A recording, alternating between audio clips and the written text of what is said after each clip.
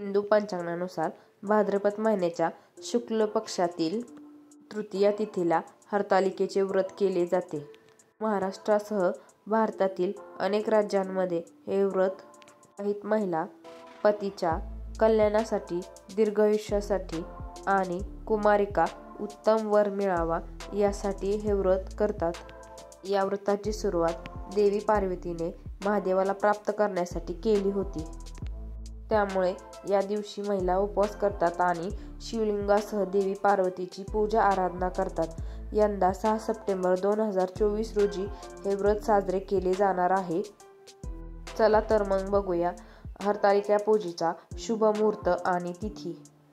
हरतालिका पूजेचा शुभ मुहूर्त 6 सप्टेंबर 2024 रोजी सकाळी 6:02 पासून ते 8:33 असेल.